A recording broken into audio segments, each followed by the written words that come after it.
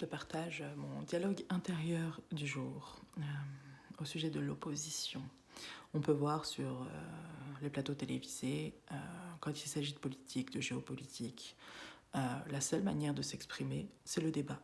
C'est l'opposition, c'est la confrontation, comme si c'était l'unique voie disponible pour avancer, pour faire avancer les choses, sachant qu'il s'agit tout bêtement d'une personne pensant détenir une vérité absolue, en face d'une autre personne pensant détenir une vérité absolue.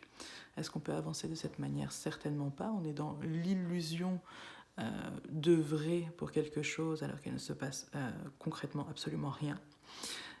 Plutôt que de prendre la sagesse de chacun, de se relier à quelque part à ce que l'autre peut nous apporter, on est uniquement dans l'opposition, donc uniquement dans en quoi l'autre est différent. Et c'est une manière d'ouvrir une voie qui n'est pas du tout celle de l'homme, qui est celle de l'opposition, qui est celle de la séparation, qui est celle de la différence et par extension du racisme. Comme si être opposé à son gouvernement, c'était la seule manière d'avancer, de cheminer, comme si être opposé à quelqu'un, c'était la seule manière de pouvoir s'exprimer et d'être entendu.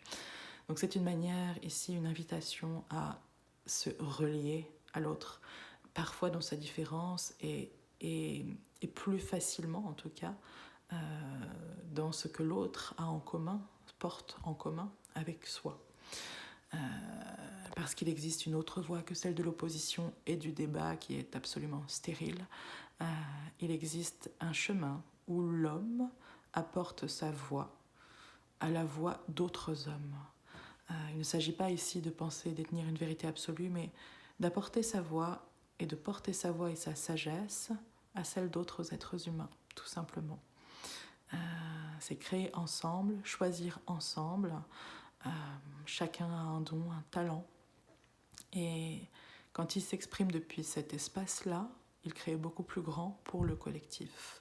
Donc c'est une invitation aussi, quand on entre en lien avec l'autre, dans notre dialogue intérieur, à ne pas être uniquement dans l'opposition, à se dire « ben non, il ne pense pas comme moi, donc stop ».